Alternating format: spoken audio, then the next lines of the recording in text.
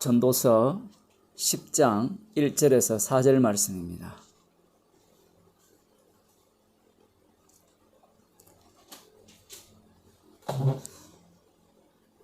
죽은 파리가 같이 읽겠습니다.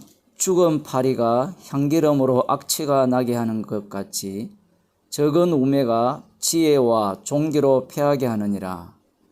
지혜자의 마음은 오른편에 있고 우매자의 마음은 왼편에 있느니라. 우매자는 길에 행할 때에도 지혜가 결핍하여 각 사람에게 자기의 우매한 것을 말하느니라.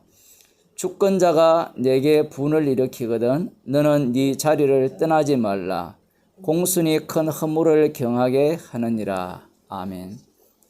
기도하시겠습니다.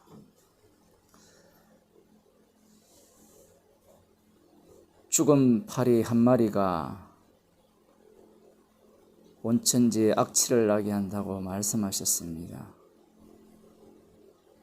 적은 누룩이 온 등이에 퍼지는 그러한 것들을 우리 가운데 목격할 수 있는 그런 상황을 저에게 주셨습니다. 주께서 저희들을 긍휼히 여기시사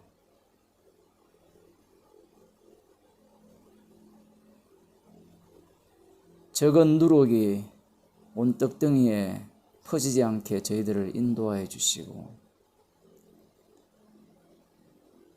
주님의 십자가에서 다 이루신 그 놀라운 능력을 우리의 인생을 통해서 증거케 하옵소서. 예수님 이름으로 기도드리옵나이다. 아멘. 하나님 말씀 누가복음 21장 20절에서 38절 말씀입니다. 누가복음 21장 20절에서 38절 말씀까지 제가 읽어드리도록 하겠습니다. 너희가 예루살렘이 군대들에게 에워싸이는 것을 보거든 그 멸망이 가까운 줄을 알라. 그때에 유대에 있는 자들은 산으로 도망할지며 성내에 있는 자들은 나갈지며 촌에 있는 자들은 그리로 들어가지 말지어다. 이 날들은 기록된 모든 것을 이루는 형벌의 날이니라. 그 날에는 아이 뵌 자들과 젖먹이는 자들에게 화가 있으리니 이는 땅에 큰 환난과 이 백성에게 진노가 있겠음이로다. 저희가 칼날에 죽임을 당하며 모든 이방에 사로잡혀 가겠고 예루살렘은 이방인의 때가 차기까지 이방인들에게 밟히리라. 이를 성신에는 징조가 있겠고 땅에서는 민족들이 바다와 파도의 우는 소리를 인하여 혼란한 중에 공고하리라. 사람들이 세상에 임할 일을 생각하고 무서워함으로 기절하리니 이는 하늘의 권능들이 흔들리겠습니다. 그때 사람들이 인자가 구름을 타고 능력과 큰 영광으로 오는 것을 보리라. 이런 일이 되기를 시작하거든 일어나 머리를 들라. 너희 구속이 가까웠느니라 하시더라. 이에 비유로 이르시되 무화과 나무와 모든 나무를 보라. 삭이 나면 너희가 보고 여름이 가까운 줄을 자연히 아나니 이와 같이 너희가 이런 일이 나는 것을 보거든 하나님의 나라가 가까운 줄을 알라. 내가 진실로 너희에게 말하노니 이 세대가 지나가기 전에 모든 일이 다 이루리라. 천지는 없어지겠으나 내 말은 없어지지 아니하리라. 너희는 스스로 조심하라. 그렇지 않으면 방탕함과 술취함과 생활의 염려로 마음이 둔하여지고 뜻밖의 그날이 득과 같이 너희에게 임하리라. 이 날은 온 지구상에 거하는 모든 사람에게 임하리라. 이러므로 너희는 장차 올 이 모든 일을 능히 피하고 인자 앞에 서도록 항상 기도하며 깨어있으라 하시니라. 예수께서 낮이면 성전에서 가르치시고 밤이면 나가 감람원이라 하는 산에서 쉬시니 모든 백성이 그 말씀을 들으려고 이른 아침에 성전에 나아가니라. 아멘. 예수님께서 마지막으로 하신 말씀이 깨어 있으라고 말씀을 하셨죠. 그런데 성경이 참 희한하게도 예수님 본인은 낮에는 성전에서 말씀하시고 밤에는 감람원이라 하는 산에 가서 쉬셨어요. 이 말씀이 이렇게 기록된 이유가 무엇인가 하면 인간들은 이 하나님의 말씀을 볼 때 어떤 입장에서 보느냐라고 할 때는 자기 구원론 입장에서 접근을 해요. 이건 아무리 이야기해도 사실이에요. 우리가 무엇을 하든 어떤 일을 하든 내 구원론 입장에서 행동을 하게 되고 어떤 상황을 이렇게 맞이하게 되는 것이 인간들의 본성입니다. 특히 지금 오늘 본문에서 예수님께서 예루살렘이 군대들에게 에워싸이는 것을 보거든 그 멸망이 가까운 줄 알라, 이렇게 예수님께서 말씀하셨어요. 그럼 이 말씀을 듣는 유대인들의 입장에서는 궁금한 것이 그거잖아요.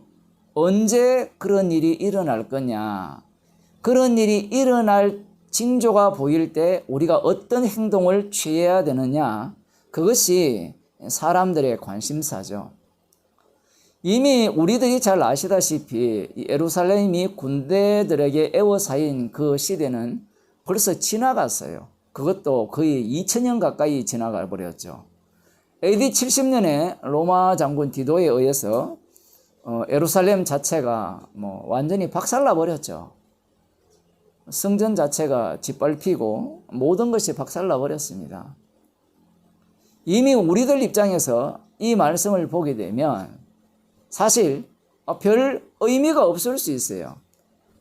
그런데 이 일이 사람들이 이해를 할 때 어떻게 이해하는가 하면, 목사들도 마찬가지고 이 주석가들도 마찬가지인데,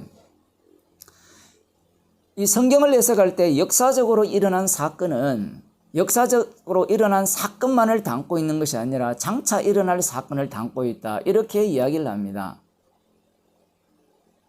그런 해석이 옳을까요? 그럴까요? 네, 옳은 해석입니다. 그래서 이 본문을 볼 때 이것은 과거에 AD 70년에만 일어난 사건이 아니라 장차 예수님께서 이런 일을 뒤에 보면 단순히 예루살렘이 군대들에게 에워싸서 멸망당하는 그 수준을 뛰어넘어 어떤 일이 발생하는가 하면, 예루살렘은 이방인의 있다가 차기까지 이방인들에게 짓밟힌다는 내용이 나오고요. 여기에만 있는 것이 아니라 그 다음 나오는 얘기가 1월 성신에는 그 해와 달 그리고 별에게는 징조가 있겠고 땅에 서는 민족들이 바다와 파도의 우는 소리를 인하여 혼란한 중에 공고하리라. 그러니까 모든 사람들이 이 파도와 바다의 우는 소리, 요즘은 겁 안 내요. 이게 천둥 소리지 파도 소리지 다 알기 때문에 이것도 좀 이상해요, 예수님의 말씀이. 그 다음에 이제 나오는 게 뭔가 하면, 사람들이 세상에 임할 일을 생각하고 무서워하리라, 기절하리라. 이런 것도 이미 과학이 발달하는 시대에는 죽음조차 오라 그러죠. 와라. 무서워할 거 없죠. 그 다음에 이제 나오는 게 뭔가 하면, 하늘의 권능들이 흔들리겠습니다. 하늘 자체가 흔들린다는 거예요. 이거는 누가 본 적도 없고, 그 다음 또 하시는 말씀이 인자가 구름을 타고 능력과 큰 영광으로 오는 것을 보리라, 이렇게 말씀하셨기 때문에 지금 예루살렘이 군대들에게 사는 이 부분이 분명히 역사적으로 일어났지만 이 일은 이후에도 일어날 것이라, 이렇게 생각을 하는 거예요. 그래서 그 시절이 언젠가라고 사람들이 주목하고 연구하고 고민을 하는 겁니다. 그래서 2000년 동안 주님이 곧 오신다고 한 무리들이 수도 없어요. 역사서에 기록된 무리들만 해도 굉장히 많고요. 기록되지 않은 무리들이 얼마나 많을까요? 왜 그럴까요? 충성심이죠. 분명히 예수님이 깨어 있으라 했거든요. 왜 깨어 있어야 된다고 생각할까요? 깨어 있어야 주님이 구름을 타고 오실 때 지옥 가지 않고 천국에 갈 수 있다라는 생각을 하기 때문에 그렇습니다. 그래서 이 누가복음 21장에 나오는 이 말씀들을 이해를 할 때 이런 일들이 언제 일어날까? 이 역사적으로 일어나는 이런 사건을 바라보면서 이 시절이 그 시절이 아닐까? 시대마다 이 세대 안에 다 이루려는 이 표현은 이 세대는 인간의 세대예요. 표현을 하면 이미 예수님이 왔기 때문에 이 세대 안에서 다 이루는 것이 확정 난 거예요. 근데 그걸 이제 못 보기 때문에 사람들은 1999년도가 예수님이 오시는 그때야. 안 그러면 또 99년도마다 온다라고 주장하는 그런 파들이 많았거든요. 199년, 299년, 무슨 99년, 그때마다 예수님이 오신다, 준비하자. 그러면서 온갖 징조와 그 사건들을 다 끌어당겨서 예비하자. 이렇게 주장하는 사람들이 엄청 많았어요. 그것도 그냥 소설을 쓰는 것이 아니라 성경의 근거였어요. 성경에 없는 이야기를 하지 않는 거예요. 성경의 내용을 갖고 설명을 하는 겁니다. 특히 이제 이 신약을 아는 사람들은 이미 이 말씀 자체가 누구의 말씀이죠? 예수님의 말씀이잖아요. 예수님이 말씀하신 것은 우리가 부정할 수 있어요, 없어요? 부정할 수 없죠. 그러면 믿어야 될 거 아닙니까? 그러면서 이 뒤에 인자가 구름을 타고 오신다 했으니까 이런 사건이 일어날 때 곧 오신다. 이렇게 해석을 하는 거예요. 이렇게 해석했기 때문에 다 지옥 갑니다. 왜 그렇게 해석하는 게 지옥 가느냐라고 물으신다면 그렇게 해석하는 자체가 성령 못 받아서 그래요. 예수님의 말씀을 당신은 부인하느냐? 예수님의 말씀을 부인하는 게 아니라 예수님의 말씀은 십자가에 달려 죽으시고 부활하신 주님의 말씀이에요. 사람의 말이 아닙니다. 사도 바울이 쓴 서신도 사람의 말이 아니에요. 문제는 인간들이 그리스도의 영을 받지 못했으니까, 성령을 받지 못했으니까, 성령의 영을 받지 못하고 성경을 읽게 되니까 예수님의 말씀이라면 우리가 믿고 반드시 이루어질 것을 확신하면서 깨어 있어야 돼.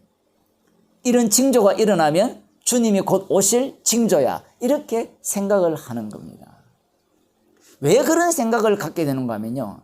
인간이 요즘 유튜브로 계속 창세기 잘 듣고 계시죠? 인간이 이미 선악과를 따먹어서 하나님과 같이 되었기 때문에 그래요. 인간이 하나님 행세에 가장 잘할 수 있는 방식이 무엇일까요? 구약에는 이스라엘 백성들입니다. 이스라엘 백성들이 하나님의 말씀을 주셨잖아요. 하나님의 말씀을 주셨으니까 말씀한 당신의 말씀을 우리 조상들은 순종하지 않았지만 우리는 순종하겠습니다. 이 말의 뜻이 뭐예요? 어제 그 바닷가에 가보니까 개를 바다에 넣어가지고 수영을 시키는데 그 해수욕장이거든요. 원래 개가 들어가면 안 되는데 어쨌든 이 동네가 그러니까 개가 들어가서 이제 사람이 그 병을 던져서 물고 나오게 이렇게 훈련을 시켜요. 사람이라면 그래 하겠어요? 사람이 아니기 때문에 시키는 대로 하는 거잖아요. 이걸 거꾸로 이야기하면 내가 하나님의 말씀을 듣는다는 것은 그 개가 얼마나 그 주인한테 잘 보이고 싶겠어요. 잘 안 보이면 밥 안 줄 거 아니에요. 던졌는데 안 물고 오면. 인간들이 하나님의 말씀을 지키겠다는 것은 나랑 당신이랑 같다라는 얘기예요. 수준이. 애들 공부 가르칠 때 뭘 가르치면 알아요. 그러면 그 알아요라는 게 어떤 뜻이에요? 내나 니나 똑같다 이 얘기거든요. 그 배울 자세가 안 돼 있는 거죠. 말씀을 전해봐도 마찬가지예요. 말씀을 전하면 알아요 그래요. 근데 말씀을 뭘로 바꿔버렸습니까? 지식으로 바뀌어버린 거예요. 수학 공식을 알아가는. 그런 식으로 말씀을 대하는 겁니다. 사람들이. 그러면 오늘날은 어떤가 했을 때는 예수님이 주님이라 했으니까 그 주님의 말씀을 들으면 자기는 누구와 대등이 되는가 하면 주님과 대등이 되는 거예요. 그래서 어떤 인간들은 우리는 작은 예수라 이렇게 이야기하거든요. 왜냐하면 성경이 하나님의 아들이라 했으니까. 너희들도 하나님의 아들이라 했을 때는 맏아들을 증거하기 위한 양자들인데 그들은 자기가 선악과를 먹었기 때문에 자신이 하나님 행세를 하고자 하는 거예요. 성경 말씀을 갖고. 그래서 이 말씀들을 자기가 듣고 이해하고 그래서 기다리겠다는 거예요. 그래서 주님이 구름 타고 오실 때는 내가 반드시 주님과 만나겠다는 겁니다. 그런 안목을 누가 갖고 있는 거는 세례요한이 갖고 있었어요. 세례요한은 경계선에 쓴 사람이죠. 세례요한을 보게 되면 세례요한이 분명히 자기 스스로 회개하라 천국이 가까이 왔다 이렇게 말했거든요. 이미 도끼가 누가 보면 오래됐으니까 다 잊어버렸죠. 3장에 나오거든요. 도끼가 나무 뿌리에 놓였다예요. 열매 맺지 않는 나무는 찍어 불에 던지고 이미 손에 키를 들고 타작마당을 정하게 하는 거예요. 깨끗하게 타작마당을 깨끗하게 하는 분이 주님이에요. 독특하죠. 타작마당이 어딘가 하면 이 세상이에요. 이 세상을 깨끗하게 하는 방식이 뭔가 하면 예수님이 오셔서 열매 맺지 않는 자들은 찍어서 불에 던지고 그리고 열매 맺는 자들은 천국으로 인도한다는 겁니다. 그런데 예수님이 오셨는데 자기가 소개한 분이 분명히 물세례를 받을 때 올라올 때 비둘기 같이 성령이 내려온 것을 확인했거든요. 그것을 확인한 이후에 올 그분인 줄 알았어요. 그런데 오셔서 하시는 일이 무엇인가 하면 분명히 자기가 증거한 내용에 의하면 구약을 근거로 했거든요. 이 메시아가 오게 되면 이 메시아가 심판하는 분으로 오신다고 했는데 한가롭게 세리와 죄인들과 밥 먹고 있고 병자 고치고 병자를 고친다는 것은 어떤 의미로 비쳤을까요? 세리요한에게는 물론 이사야서에서는 저는 자를 걷게 하고 눈먼 자 눈뜨게 한다가 나와요. 근데 세례요한은 그거보다 더 깊은 믿음을 갖고 있는 거예요. 그건 오히려 육적 차원이고 진짜 영적인 건 뭐냐 이거예요. 영적인 것은 실제로 이루어져야 된다는 거예요. 실제로. 더 이상 눈 뜰 필요도 없는 세상, 병 고칠 필요도 없는 완벽한 세상, 그게 에덴 동산 이사야에 나오죠. 독사골에 어린이가 속 놓고 장난쳐도 물지 않는 그 세계, 사자와 어린 양이 함께 뛰어노는 그 세계를 지금 꿈꾸는데 그 세계는 어떻게 이루어지느냐 했을 때는 심판주가 오셔서 지옥 보낼 자는 지옥 보내고 천국 보낼 자는 천국에 넣어줄 때 그 천국에서 일어난 상황인 거예요. 그런데 병자를 고친다, 전원자를 고친다 했을 때는 뭘 하겠다는 겁니까? 이 세상을 심판하지 않고 더 지속시키겠다는 그 노림수가 강하죠. 세례요한 수준이 보통이 아닙니다. 이걸 거꾸로 이야기하면요, 이건 반대로 공격을 받죠. 지금은 이 땅에서 역으로 이 땅에서 좋은 세상을 만들어서 정말 어떻게 좋은 대학 나온 사람은 시험을 잘 쳐서 좋은 직장에 가서 연봉 높은 거 받고 연봉 많이 받고 공부 못한 애들은 안 좋은 직장에 가서 덜 받는 그 세상, 그 공정한 세상이 바로 내가 원하는 세상이다. 그게 공부 잘하는 애들이거든요. 그런 세상이 무슨 세상이에요? 공정하고 공평한 세상. 그러면 그런 세상이 되면 이 세상은 망하면 안 된다는 겁니다. 그런 세상은 지속되어야 된다는 거예요. 그런데 공부 열심히 한 애들이나 안 한 애들이나 고등학교 나온 애들이 그냥 기능직으로 들어갔다가 인천공항공사에 정직원으로 돼버렸어요. 그럼 그게 공평할까요? 이런 세상은 없어져야 된다는 겁니다. 그 없애는 방식이 대통령 지지율을 확 떨어뜨리는 방식이죠. 나 너 싫어. 옛날 같으면 이미 사형시켰죠. 반대편에 있는 사람들은 뭐라 할까요? 그래, 바로 이렇게 못 배운 자들도 정직원이 될 수 있어. 연봉이 뭐 쟤들만큼은 안 가더라도 비슷하게 간다면 이 퇴직할 때까지 보장받는다면 이 세상은 살만한 세상이야. 지속돼야 돼. 이게 서로가 다른 세상이에요. 세례 요한이 뭘 생각하는가 하면 예수님이 지금 이런 세상을 지금 만들고 있다고 생각한 거예요. 그래서 묻는 게 오실 그이가 당신입니까? 라고 묻는 거예요. 빨리 불심판을 해야 되는데 도끼로 찍어서 죽일 놈은 죽이고 지옥 보내면 지옥 보내고 천국을 만들어야 되는데 그 일은 하시지 않고 뭘 하시고 계세요? 한가롭게 세리와 죄인과 함께 먹고 마시고 그렇게 사시는 거예요. 일상을 하시는 거예요. 일상생활을. 어쩌면 세례요한보다 더 일상적인 삶을 사는 겁니다.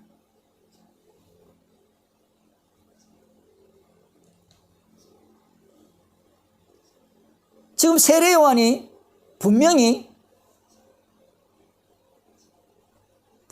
도끼를 갖고 와가지고 찍어야 되는데 안 찍었죠. 근데 예수님이 뭐라 했습니까? 제자들을 보내니까 저는 자가 걷고 눈문 자가 눈 뜬다. 죽은 자가 살아난다 하여라. 그걸 이야기하잖아요. 그리고 이 말씀을 세례요한은 알아들은 거예요. 어떻게 알아들을까요?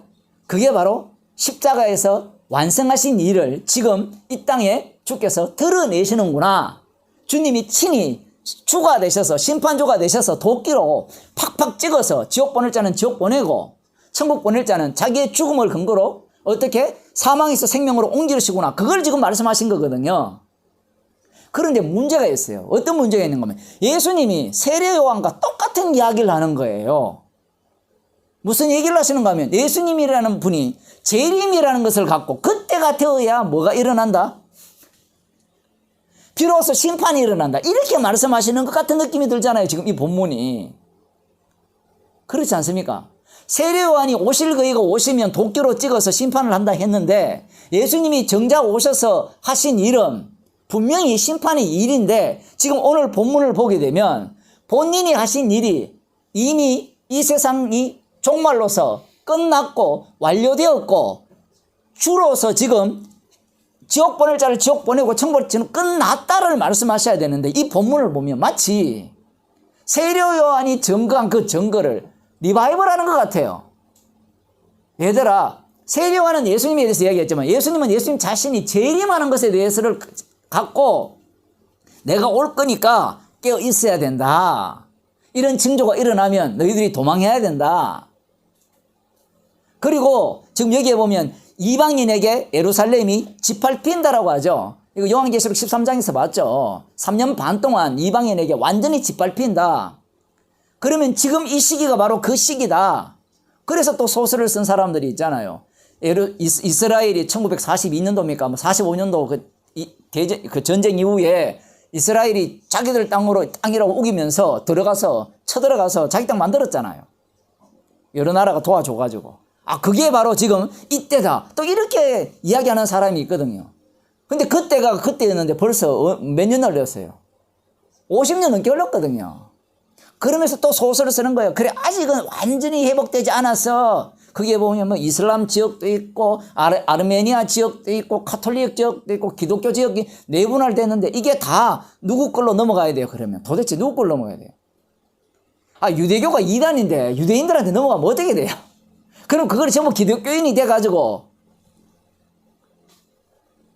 메시아닉 주라고 합니까? 그러니까 예수님을 믿는 유대인들이 그곳에 그 권력을 차지해서 자기들 땅을 만들어야 돼요? 그런 식으로 자꾸 생각을 하는 겁니다. 예수님께서 이렇게 말씀을 하시니까 예수님은 다시 말씀드리면 세례요한이 메시아가 오시면 심판할 것이라고 한 그것을 자신이 왔음에도 불구하고 다시 재림을 갖고 심판할 거다. 이렇게 말씀하시는 듯한 인상을 주죠. 사실은 그런 말씀이 전혀 아니거든요. 여기에 보면 무화과나무와 이 세상의 모든 나무를 이야기하면서 삭이 돋으면 여름이 가까워요. 삭이 돋았다는 것은 봄이잖아요. 그래서 여름이 가까운 줄 알라 라고 말씀하시니까 이 말씀을 어떻게 이해하는가 하면 예수님이 역시 자기 백성들에게 알아듣도록 말씀하시는구나. 그래 삭이 돋는 그런 징조가 보이면 주님이 구름 타고 오실 것이다. 이런 식으로 자꾸 생각을 하고 이해를 하는 거예요. 그러면 사기 도단하는 것을 알려면 어떻게 해야 되는가라고 할 때는 뜻밖의 그날이 임한다라고 되어 있으니까 뜻밖의 임하면 당황스러운 게 뭐예요? 준비 안 된 사람이 당황스럽죠. 잠옷 입고 있다가 갑자기 사람이 오면 당황스럽잖아요. 그런 어떤 뜻밖의 임하니까 어떻게 깨어있으라고 말씀하셨으니까 그런 징조를 바라보면서 연구를 하는 겁니다. 이게 귀신세여서 그래요. 악마한테 덮여 서 있기 때문에 그런 생각을 하는 겁니다. 신명기를 한번 보겠습니다. 신명기 29장입니다. 신명기 29장 2절부터 보면 모세가 온 이스라엘을 소집하고 그들에게 이르되 여호와께서 애굽 땅에서 너희 목전에 바로와 그 모든 신하와 그 온 땅에 행하신 모든 일을 너희가 보았다는 거예요. 다 보았어요. 지금 봤거든요. 봤는데 문제가 뭔가 하면 그 다음 구절입니다. 3절에 곧 그 큰 시험과 이적과 큰 기사를 네가 목도하였느니라. 그러나 깨닫는 마음과 보는 눈과 듣는 귀는 오늘날까지 여호와께서 너희에게 주지 아니하셨다라고 해요. 정말 이상한 말씀을 하시죠. 여호와 하나님께서 애굽 땅에서 10가지 재앙을 내렸잖아요. 그런데 그 재앙의 의미가 무엇인지 깨닫는 눈을 여호와께서 주지 않았다는 거예요. 그래서 너희들은 그 일이 무슨 뜻인지 안다 모른다? 모른다는 겁니다. 정말 어려운 말씀이에요. 달리 표현하면 지금 광야 40년 생활이 끝나가는 과정이거든요. 지금 곧 약속의 땅으로 이제 진격해 들어가는 그 시점인데 40년 동안 광야 생활을 한 그 여러 가지 경험들이 있잖아요. 체험들이. 그것을 여호와 하나님이 자기들과 동행하는 걸 확인했죠. 실제로 낮에는 구름 기둥, 밤에는 불 기둥으로 인도했어요. 그러면 우리 같으면 그 정도 인도하면 야, 여호와께서 우리와 함께 하시네. 좋아라고 할 거 아니에요. 근데 그거 봐도 눈이 감겼고 귀가 닫혔기 때문에 못 깨닫는 거예요. 이걸 지금 누가 말씀하시는가 하면 여호와 하나님께서 말씀하시는 거예요. 모세를 통해서. 그러면 이것이 언제까지 유효하냐 이 얘기입니다. 분명히 예수님께서 요한복음 10장에서 말씀하셨죠. 내가 온 것은 심판하러 왔다 했습니다. 분명히 심판하러 왔죠. 심판하러 와셔서 무슨 말씀을 하시는가 하면 보는 자들은 보지 못하게 하고 보지 못하는 자들은 포기하겠다라고 말씀하셨어요. 그러면 이 말씀을 그대로 신명기 29장과 연결시키면 어떻게 됩니까? 그때까지 여전히 모든 인간들은 보는 자였고 보지 못하는 자였어요. 보지 못하는 자였다는 겁니다. 예수님이 오심으로 말미암아 비로소 광야 생활의 의미, 출애굽의 의미가 밝혀지는 거예요. 그 전까지는 어느 누구도 몰라요. 그러면 선지자들은 몰랐느냐? 선지자들은 알았죠. 어떻게 알았습니까? 그리스도의 영을 받았기 때문에 안 거예요. 베드로전서 1장에 나오죠. 1장 10절에 그리스도의 영을 받았기 때문에 모세도 이 내용을 아는 겁니다. 그래서 예수님이 오시면 종말인데 그 종말에 일어나는 일이 눈을 뜨게 하는 일이에요. 그러니 그 전에는 아무리 기적과 표적과 권능을 보여줘도 그게 무슨 뜻인지 몰라요. 모르니까 어떻게 되죠? 당하는 겁니다. 당하는 거. 당하는 거예요. 그러면 당하는 것이 왜 당하느냐 하면 자꾸 선지자들을 보내서 회개하라고 외치잖아요. 외쳐요. 외칠 때 그들이 회개합니까? 안 합니까? 안 하죠. 왜 그럴까요? 눈이 감겼기 때문에. 이사야 같은 경우에는 눈을 감기게 하기 위해서 보냄을 받았거든요. 감기게 하기 위해서 보냄을 받았는데 실은 감겼다는 것을 강조하는 겁니다. 그래서 더 감기게 하기 위한, 그러니까 말씀을 전하면 전할수록 눈은 더욱더 깊이 감겨서 못 뜨는 겁니다. 귀는 더욱더 기머거리가 되어가지고 더 안 들리고 그런 작업을 주께서 지금 펼쳐가는 거예요. 왜 펼쳐갑니까? 너희에게 주지 않았다는 것을 말씀하시기 위해서 그래요. 신명기 29장 29절입니다. 그 옆에 있죠. 한번 보겠습니다. 오묘한 일은 우리 하나님 여호와께 속하였거니와 나타난 일은 영구히 우리와 우리 자손에게 속하였나니 이는 우리로 이 율법의 모든 말씀을 행하게 하심이니라. 여기서 오묘한 일이 나오죠. 오묘한 일이 무엇인가 하면 감추어진 일이에요. 표현을 하자면. 다시 말하면 드러나지 않는 일은 여호와께 속하였고 드러난 일은 우리와 영구히, 표현이 재밌죠. 영원히 우리와 우리 자손에게 속하였나니 이는 우리로 이 율법의 모든 말씀을 행하게 하려 하심이라. 이렇게 말씀을 하시거든요. 이렇게 말씀하시니까 사람들이 이 본문을 어떻게 이야기하는가 하면 감춰져 있는 하나님의 뜻을 알려고 하지 마라. 그거 알려고 하다가 지옥 간다. 소설 쓰지 마라.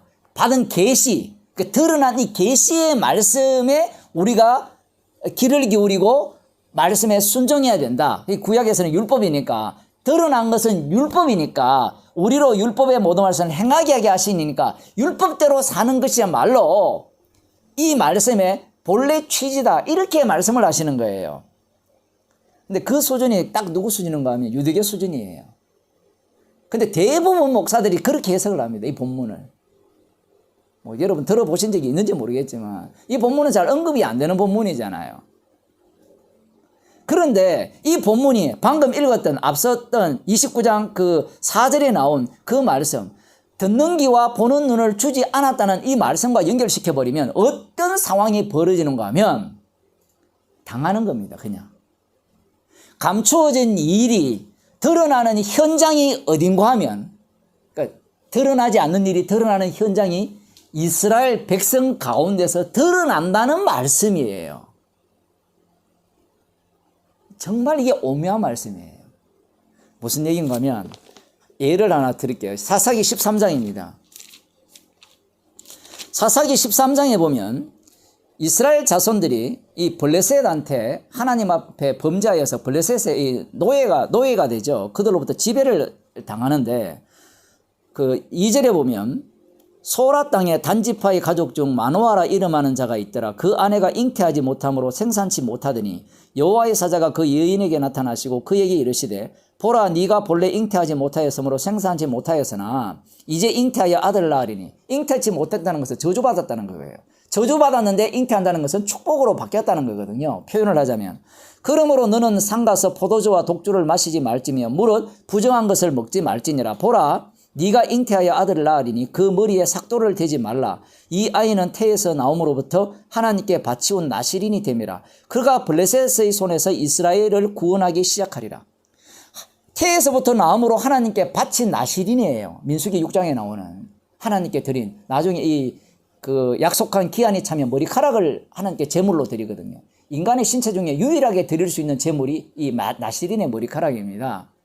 그래서 날 때부터 하나님께 드린 나실인이 되는데 이가 블레셋으로부터 이스라엘을 구원하기 시작하리라고 말씀하셨어요. 그러면 여러분이 뒤 사건을 모르잖아요. 예를 들면 모르면 어떻게 구원한다고 생각할까요? 포도주와 독주를 입에 안 대죠. 그러면 율법대로 사는 사람이잖아요. 그러면 이 태어날 이 삼손이 율법대로 살아서 정말 누가 봐도 부처야. 누가 봐도 보살이야.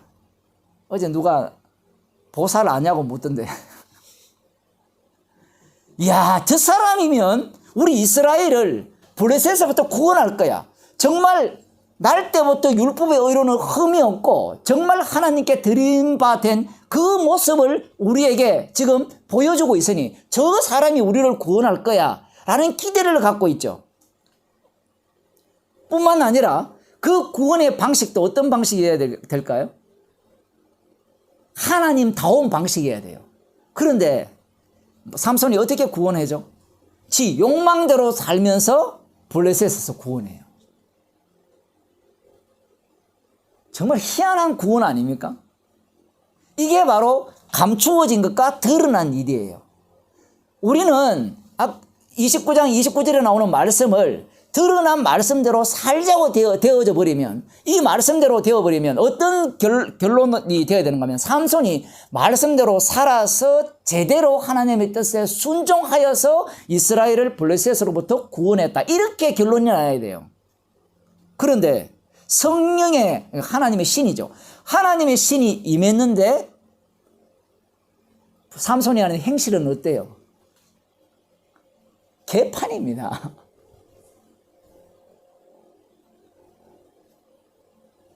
사람들이 납득을 못하죠. 왜냐하면 율법에 보면 안 맞잖아요. 이방인과 결혼하지 말라고 나왔잖아요. 하나님의 신이 임했는데 이방 여자를 사랑해요. 이게 말이 됩니까? 그리고 모든 것이 물론 이스라엘을 구원하겠다는 그 마음이 있죠. 그 마음이 있는데 실제로는 그 마음이 표현이 되어질 때는 이스라엘 사람들이 보기에 저 인간이 과연 우리를 블레셋의 손에서부터 구하러 보내신 하나님의 나시린이 맞느냐 할 정도로 생각하는 거예요. 예수님 같아요. 예수님이 오셔서 안식일을 안 지키잖아요. 성전을 못 오게 버리잖아요. 우리들이야 예수님 편에 서서 예수님이 하시는 말씀이 당연하다고 생각할지 모르지만 유대인들 입장에서는요, 말도 안 되는 이야기입니다. 죽여야 마땅해요. 그것도 십자가에 못 박아. 이런 자는 저주받아, 하나님으로부터 저주받아 죽었다라는 것을 표본으로 삼아야 될 자가 바로 예수님이었어요. 드러나지 않는 것이 하나님께 속했고 드러나는 것이 우리에게 속했으면 드러난 그 일을 통해서 영구히 우리에게 속했다 했잖아요. 우리와 우리 자손에게. 그러면 그 영구히 드러나는 그 일을 통해서 뭘 증거하겠어요? 십자가를 증거하죠. 십자가에 달리신 그 예수 그리스도의 주되심을 증거하는 겁니다.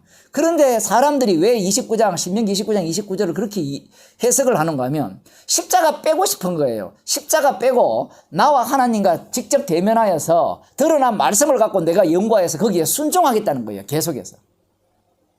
예수님을 보내주시면 예수님 믿겠습니다. 그 예수님 믿겠습니다라는 태도나 율법을 지키겠습니다라는 태도가 같은 태도예요. 그게 같은 태도인지 모르는 이유가 무엇인가 하면 그리스도의 은혜를 못 받았기 때문에 자기 주제를 파악 못하는 거예요. 자기가 악마에게 속한 악마의 종으로서 마귀 새끼죠. 마귀 새끼로서 늘 평소에 그러한 사고방식을 가지고 살아간다는 사실을 꿈에도 생각 못하는 겁니다. 그러면 방금 이 말씀대로 하면 이 예수님의 말씀 자체도 마찬가지죠. 세례 요한에게도 그대로 적용하면 어떻습니까? 세례 요한도 분명히 하나님의 계시를 받았잖아요. 받았을 때 세례 요한이 내뱉는 것이 하나님의 말씀이에요? 세례 요한의 외침이에요? 하나님 말씀이죠. 그렇다면 감추어진 내용이죠. 그러면 드러나는 것은 세례 요한을 통해서 드러나죠. 그러면 세례 요한은 자기가 하나님의 뜻을 알아요? 몰라요? 모르죠. 예수님이 친히 세례 요한의 눈을 뜨게 하실 때 그 상황을 알게 되는 거예요. 여기에서 오해하지 말아야 되는 것은 눈을 한번 뜨게 했으니까 이제 난 눈 뜬 자야. 이제 난 다 알아. 라고 하는 것이 오늘날 교회 목사들이에요. 오늘날 교인들이에요. 예수님이 온 것은 보지 못하는 자는 보게 한다라고 하니까 자기는 이제 복음이 좀 들리고 성경을 좀 보니까 난 눈 떴어라고 이야기하는데 눈 떠버리면 예수님의 십자가가 필요 없습니다. 그게 오늘날 교회잖아요. 주님은 눈 뜨게 해야죠. 계속 현재. 왜냐하면 하늘 우편에 계신 분이 영원한 대제사장으로서 살아계셔서 친히 우리를 위해 간구하시기 때문에 우리의 구원이 실패하지 않는 겁니다. 우리를 십자가 증인 삼게 하기 위해서 구원을 시킨 거예요. 근데 이 악마에게 속한 자들은 예수님 하실 일을 다 하셨죠. 네, 전 이제 이만 가겠습니다. 안녕히 계세요. 하고 나가서 어떻게? 자기는 눈 떴으니까. 여러분, 제가 하나님의 말씀을 이제 깨달았습니다. 이제 알겠습니다. 바로 이게 성경의 진리입니다. 다 풀어보세요. 그 풀어서 그대로 이야기하면 진리가 될까요? 복음을 전하는 어떤 목사의 설교를 똑같이 이야기한다고 그게 복음이 될까요? 복음이 안 돼요. 왜냐하면 예수님의 말씀을 그대로 이야기하는 게 복음이 돼야 안 돼요. 안 돼요. 사람들은 그걸 몰라요. 그래서 어떤 사람들은 뭐 성경을 제대로 해석하면 뭐 이렇게 본문을 하나하나 제대로 풀어내서 그거를 설명해주면 그게 진짜 복음이지 않느냐. 복음이 될 수가 없어요. 복음은 주님이 전하죠. 깨달은 자가 전하는 게 아니에요. 그걸 사람들이 놓치는 거예요. 그걸 놓치는 이유가 무엇인가를 제가 말씀드리는 겁니다. 그 이유가 바로 자기는 이미 눈이 떠졌다는 거예요. 그래서 구원파들이 자꾸 이야기하는 게 뭔가 하면 나 언제 예수 만났다. 언제 복음 알았다. 자꾸 그 얘기를 하는 거예요. 그 말은 듣는 상대에게 뭘 이야기하는가 하면 너 까부지 마 얘기해요. 난 복음을 아니까. 진짜 성도는 사도 바울이잖아요. 죄인 중에 개소라잖아요. 죄인 중에 개소라는 말은 뭐예요? 나 눈 안 떴어요. 이야기 안 떴어. 로마서 7장에 그 모습이 나오잖아요. 눈이 떴으면 갈등할 필요 뭐 있어요? 이미 다 해결됐는데. 정답을 알잖아요. 정답을 알면 공부하다 필요 없이 그냥 나 십자가에 잘할 것이 없어. 십자가에 잘할 것이 없어. 이렇게 나올 거 아니에요. 그러니까 말씀을 깨닫지 못하는 거예요. 감추어져 있다는 사실을 몰라요. 주님은 감추어 놓고 십자가에서 완료하신 것을 감추어 놓고 자기 백성 속에서 자기 백성 아닌 자들 속에서 드러내는 방식으로 일을 하시는 거예요. 그러니까 신명기 29장 29절 말씀이 지금도 유효하다 얘기입니다. 아 이거는 구약이니까 아니에요. 그게 어디에 나와요? 에베소서 3장을 보겠습니다. 마지막으로 3장 8절부터 보겠습니다. 모든 성도 중에 신약 성경 312쪽입니다. 모든 성도 중에 지극히 작은 자보다 더 작은 나에게 이 은혜를 주신 것은 청량할 수 없는 그리스도의 풍성을 이방인에게 전하게 하시고, 여기에서 핵심은 그거예요. 은혜를 주신 것은 청량할 수 없는 그리스도의 풍성한 은혜를 이방인에게 전하게 하시고. 이건 누구한테 해당되는 이야기예요? 사도 바울이에요? 아니에요. 이거 사도 바울을 대표로 하는 성도들이죠. 왜냐하면 예수님께서 성령이 임하면 너희들은 땅끝까지 이르러 내 증인이 되리라 했잖아요. 그러면 그건 12제자한테 하는 얘기예요? 아니잖아요. 120문도한테 하는 얘기입니까? 아니에요. 그것은 명령하는 자가 성령을 주게 되면 성령 본인이 성령께서 친히 그들을 인도해서 주님 정인 삼는 거예요. 그 정인의 기능을 하는 자가 바로 사도 바울이라는 겁니다. 은혜를 받았기 때문에 이제 사도 바울은 은혜를 받았으니까 자기가 주인공이 되어서 복음을 전하는 얘기가 아니라 은혜라는 것이 왔기 때문에 은혜가 나가는 거예요. 그 과정을 지금 말씀하고 있는 거예요. 9절입니다. 영원부터 만물을 창조하신 하나님 속에 감추었던 비밀의 경륜이라 하면 뭔가를 이루는 계획, 치밀한 계획 속에 성취하시는 그 일들이 어떠한 것을 드러내려 함이라. 달리 말하면 영원부터 만물을 창조하신 하나님 속에, 영원부터 만물을 창조하신 분이 누구예요? 예수 그리스도잖아요. 요한복음 1장에 나오잖아요. 그 감추었던 비밀이 어떤 식으로, 그 비밀의 핵심이 뭐예요? 십자가예요. 모든 인간들이 어리석다고 여기는, 그거는 지혜가 아니라고 여기는 그 십자가의 피로 구원하여서 예수 그리스도의 주되심을 증거하는 방식, 그것을 드러내게 하기 위해서 자기에게 뭘 주셨어요? 은혜를 주신 거예요. 그 은혜를 주셨다는 것은 은혜가 올 때만 드러낼 수 있잖아요. 자꾸 줬다니까 소유를 하려고 해요. 삼손 보세요. 하나님이 신이 임하니까 소유가 되는 것이 아니라 어떻게 합니까?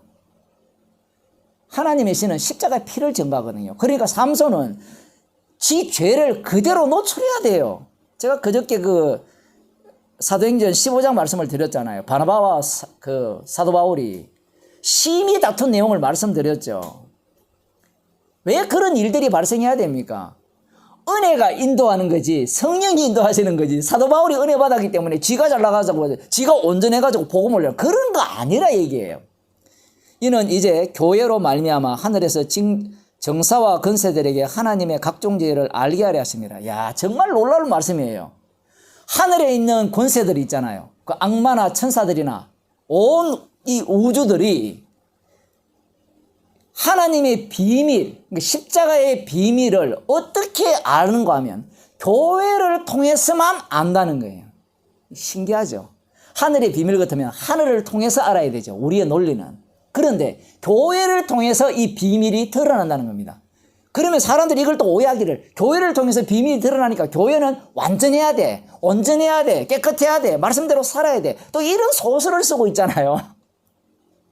진짜 교회가 여러분 어떤 교회인지 알아요? 요한계시록에는 7교회예요. 사라진 교회. 없잖아요.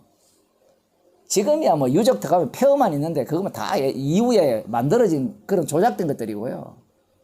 없어요. 에베소 교회 어디 있어요? 고린도 교회 어디 있어요? 데살로니가 가보세요. 큰 성당만, 그리스 정교 큰 성당만 뭐 하나가 있어요. 거기 가보면 아무것도 없어요. 뭐 그런 것들. 여기 교회를 통해서 비밀을 들었는데 했을 때 우리는 어떤 생각을 갖고 있는가 하면 교회가 뭔가 온전해야 되고 깨끗해야 되고 그런 얘기 아니에요.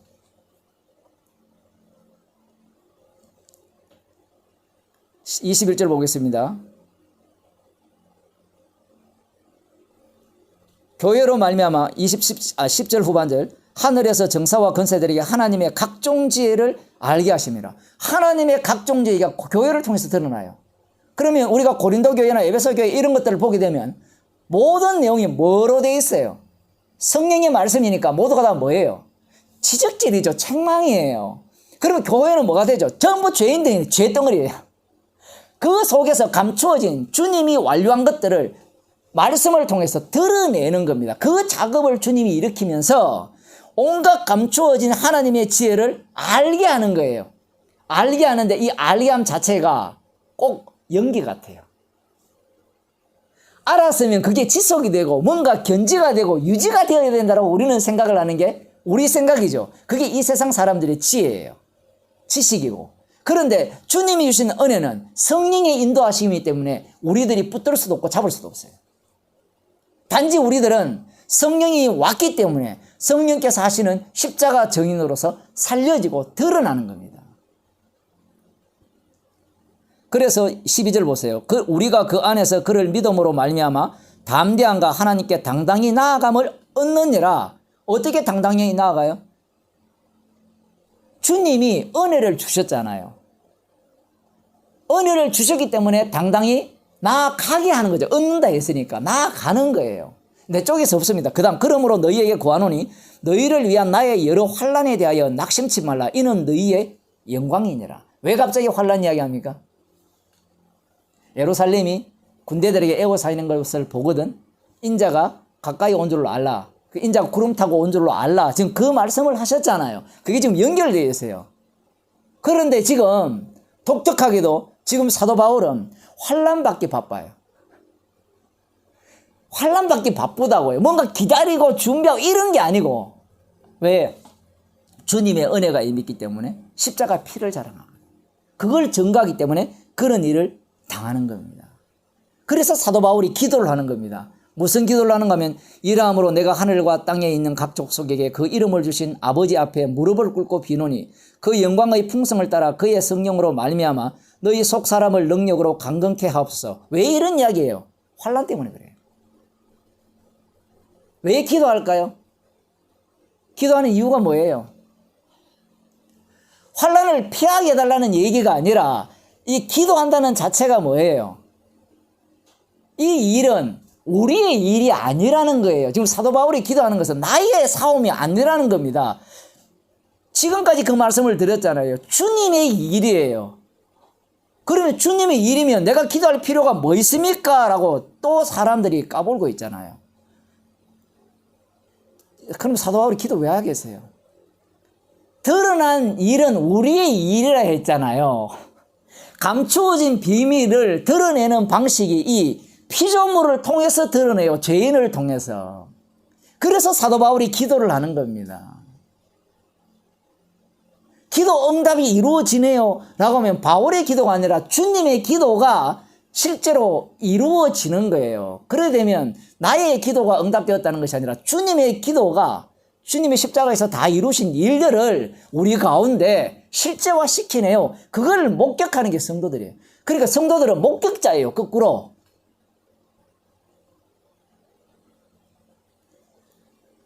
그리스도께서 너희 마음에 계시게 하옵시고 너희가 너희 마음에 계시게 하옵시고라고 이야기하잖아요. 우리는 이렇게 이야기하면 계속 계시옵소서 이런 얘기가 아니에요. 지금 이 얘기가 사도 바울의 모습 자체가 성령의 인도함을 받는 모습이에요. 계속해서 이걸 히브리서 이야기하면 하나님 우편에서 주님이 주가 되셔서 예수님이 주가 되셔서 대제사장으로서 지금 끊임없이 우리를 쉬지 않고 기도하시는 그 모습을 지금 보여주고 있는 거예요. 그렇지 않으면 인간들은 지가 잘났다가 되거든요. 지가 하나님 행세를 해요. 터가 굳어져서 능히 모든 성도와 함께 지식에 넘치는 그리스도의 사랑을 알아. 지식에 넘치는 그리스도의 사랑을 알면 죽어도 좋다가 돼요. 지식에 넘치는 그리스도의 사랑을 아니까 성경 말씀을 잘 알아. 나 잘 이해해. 나 보고 말아. 이렇게 들어가는 게 아니고 방금 아까 뭐라고 했습니까? 사도 바울이 나의 여러 환난에 대하여 낙심치 말라야죠. 그러니까 하나님의 지식에 넘치는 사랑을 알기 때문에 그 알미 들어와 버렸기 때문에 여러 환난을 지금 당하고 있는 거예요. 이게 지금 십자가에서 완료한 것을 주님이 드러내는 방식이에요. 이게 성도가 사는 이유예요. 감추어진 일, 드러나지 않는 일은 십자가에서 완료하신 일이고 그 완료한 일을 드러내는 현장에 사는 자들이 교회라는 겁니다. 그 모습은 어떤 모습이에요? 사도 바울이 대표적으로 보여주죠. 환난 받잖아요. 환난 받는 모습이 뭐예요? 그 감추었던 비밀의 경륜이 어떠한가를 드러내는 거라는 겁니다. 얼마나 시시합니까?